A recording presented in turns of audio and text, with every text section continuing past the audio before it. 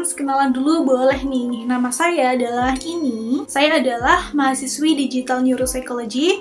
Dan tentu aja kali ini kita akan membahas tentang topik seputar kesehatan mental. Hari ini kita mau membahas sesuatu yang sudah menjadi penyakit sosial kronis nih. Apa tuh kira-kira? Jawabannya adalah body shaming. Nah, menurut Isdawati dan kawan-kawan 2025, body shaming ini merupakan tindakan yang merujuk pada kritik fisik kepada seseorang yang dianggap tidak sesuai dengan standar kecantikan. Sekarang coba kita jujur sebentar. Siapa di sini di antara kalian yang pernah menjadi korban body shaming? Atau mungkin ada nih yang pernah menjadi pelakunya. Selama ini, kita sering melihat keluh kesah dari korban body shaming dan juga melihat sendiri apa sih dampak dari body shaming tersebut. Body shaming ini bisa menyebabkan macam-macam gangguan seperti depresi, anoreksia, atau bahkan ketidakpercayaan diri. Nah, kali ini kita akan fokus kepada si pelaku, bukan si korban. Kenapa? Karena kita juga perlu tahu nih, apa sih motivasi dari perilaku body shaming ini? Dengan membahas ini, bukan berarti kita sedang membela pelaku nih, atau mengabaikan si korban. Tetapi, kalau kita mau menghentikan suatu siklus yang buruk, kita harus tahu dari mana sumbernya. Sebenarnya body shaming ini biasanya adalah sinyal bahaya atau pelampiasan dari masalah mental mereka sendiri. Contohnya adalah insecurity, butuh pengakuan, dan adanya trauma dari masa lalu. Mari kita masuk kepada pembahasan si pelaku. Ada banyak sekali teori yang bisa kita gunakan untuk menjelaskan apa sih penyebab dari perilaku body shaming ini. Berikut adalah teori-teorinya. Agar pembahasan kali ini tidak terlalu panjang dan bertele-tele, kita akan merangkum teori-teori tersebut dengan mengambil data dari jurnal-jurnal penelitian terbaru. Oke, pertanyaan paling dasar nih, dan mungkin pertanyaan ini jarang ditanyakan. Kenapa sih mereka ini begitu? Apa yang membuat seseorang, baik itu keluarga, sahabat, teman, atau bahkan netizen, merasa memiliki hak untuk mengomentari fisik orang lain dan juga merendahkan.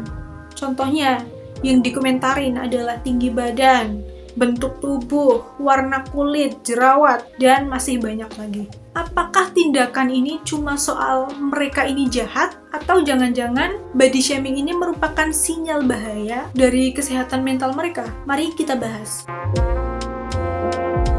Mari kita mulai dari lapisan terluarnya. Anggap saja ini adalah sebuah bola, dan bola ini adalah penyebab dari seseorang melakukan tindakan body shaming. Nah, bola ini memiliki dua lapisan, yaitu lapisan luar dan lapisan dalam. Sekarang kita akan membahas lapisan terluarnya dulu.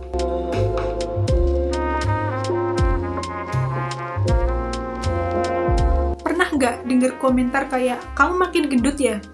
Diet dong, nanti obesitas loh." Komentar yang bentuknya seperti ini biasanya datang dari orang-orang terdekat. Kenapa? Mereka ini merasa tindakannya dilakukan karena peduli atau dalam tanda kutip adalah tujuan baik. Tapi karena mereka kurang memiliki pengetahuan tentang bagaimana cara komunikasi yang baik dan sehat, akhirnya mereka menggunakan cara yang paling mudah nih.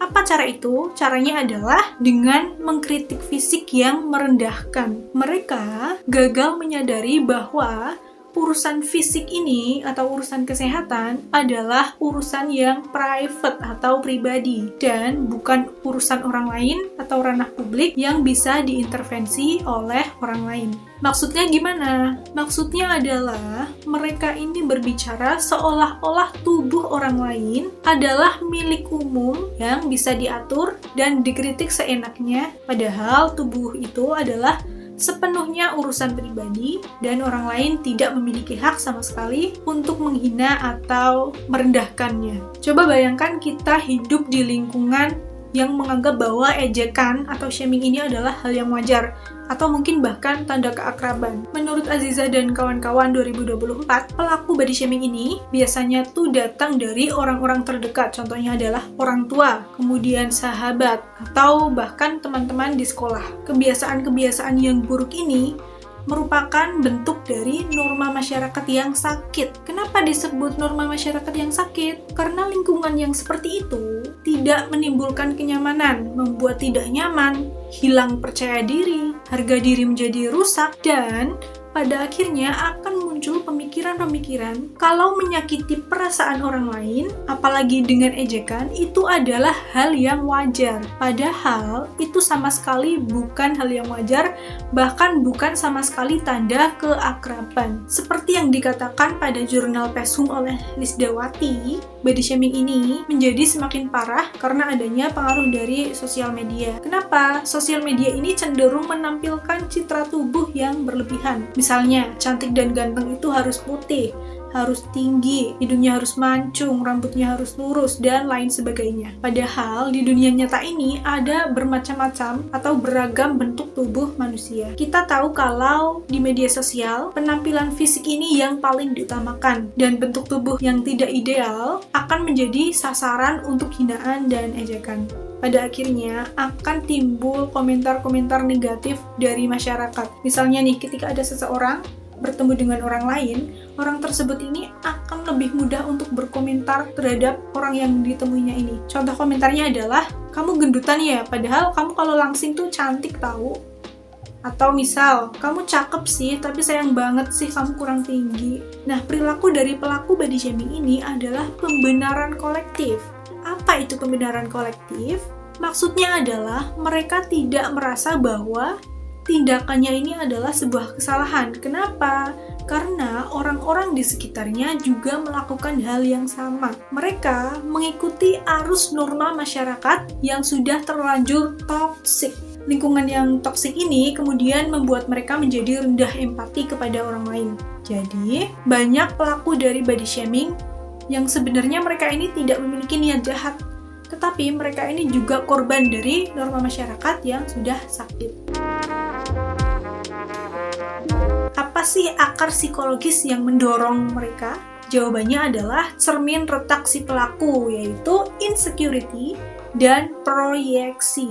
Nah, apa sih cermin retak ini?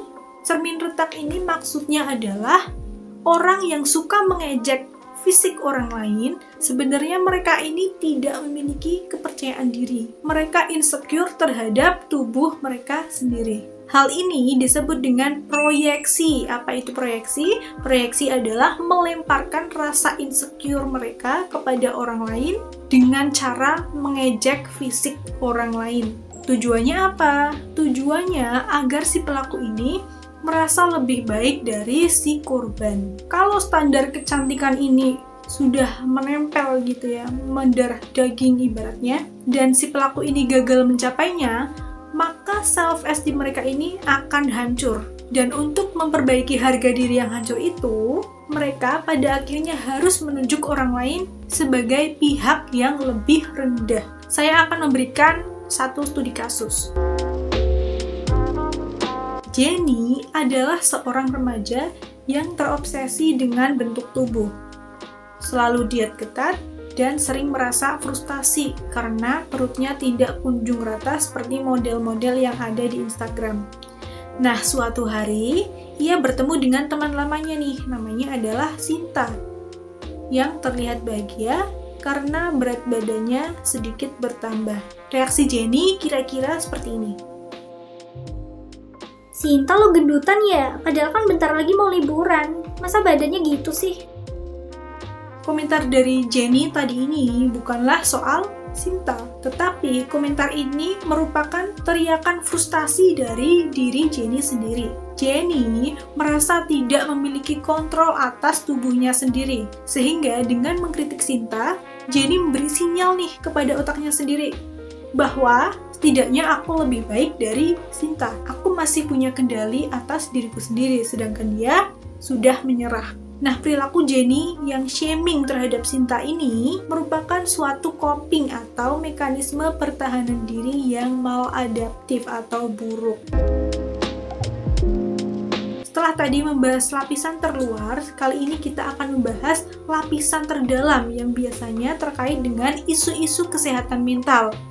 Apa itu? Yaitu adalah kebutuhan kekuasaan dan siklus trauma. Body shaming ini kan merupakan salah satu bentuk dari bullying verbal ya, Dan bullying sendiri dalam banyak kasus psikologis adalah tentang kekuasaan. Maksudnya gimana? Maksudnya adalah si pelaku ini biasanya ingin menunjukkan bahwa ia memiliki kekuatan atau kuasa untuk merendahkan orang lain agar ia terlihat lebih tinggi.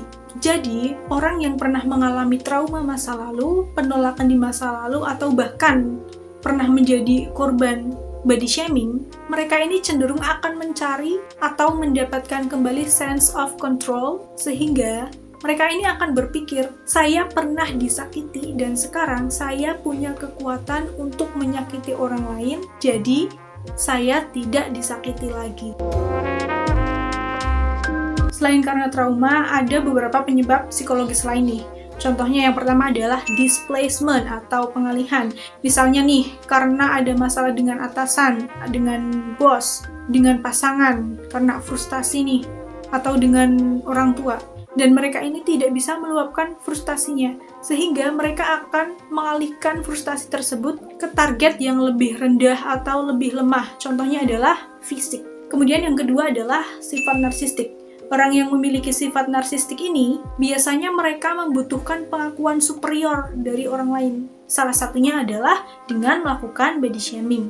Ibaratnya gini, jika ada satu mahkota, hanya dia yang boleh memakai mahkota tersebut. Atau jika ada banyak lampu, maka dia harus mematikan lampu orang lain agar lampu dia terlihat paling terang. Sederhananya adalah mereka tidak bisa hidup apabila ada orang lain yang setara atau lebih tinggi dari mereka. Mereka akan menggunakan body shaming untuk memastikan bahwa mereka lah yang selalu ada di puncak.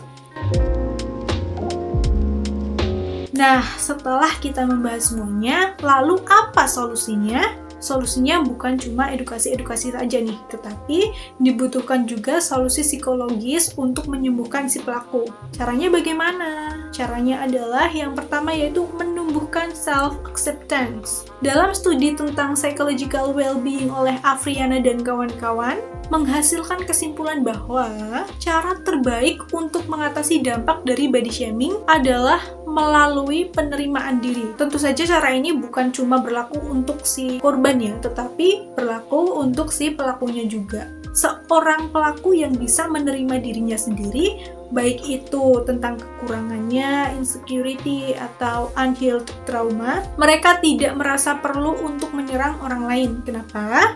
Karena mereka sudah mencapai yang namanya kesejahteraan psikologis. Kemudian yang kedua adalah membangun batasan digital. Pada penelitiannya, Lisdawati dan kawan-kawan secara spesifik menyarankan penguatan self-esteem dan self-compassion serta pengelolaan media sosial secara bijak. Ini juga berlaku untuk semuanya, bukan cuma untuk korban, tetapi juga untuk si pelaku. Misal nih, kamu sebagai pelaku merasa bahwa rasa insecure kamu ini datang dari media sosial. Contohnya adalah dari Instagram. Nah, kamu bisa nih mulai untuk unfollow akun-akun yang membuat kamu insecure tersebut agar standar kecantikanmu tidak lagi dipaksakan oleh algoritma. Kemudian, yang terakhir adalah the ultimate rule. Kritikanmu bukanlah fakta. Ingat ya, inti dari body shaming ini adalah ketidakmampuan memisahkan antara fakta dan opini. Tubuh seseorang ini adalah fakta biologis, sedangkan kritikanmu adalah opini. Oke teman-teman, mari kita menjadi individu yang kuat secara internal, yang mana kekuatan itu tidak perlu dibuktikan dengan cara merendahkan orang lain. Nah, meskipun video ini berakhir di sini, tetapi saya welcome untuk kita semua berdiskusi tentang masalah body shaming ini dan kaitannya dengan kesehatan mental di kolom komentar. Baiklah, cukup sekian. Jaga kesehatan mentalmu, kelola batasanmu, dan ingat, you are worthy just as you are. You are a masterpiece in the progress, not a problem to be fixed. Intinya adalah kamu berharga apa adanya dirimu. Kamu adalah mahakarya yang sedang dalam proses penyempurnaan, bukan masalah yang harus diperbaiki. Terima kasih.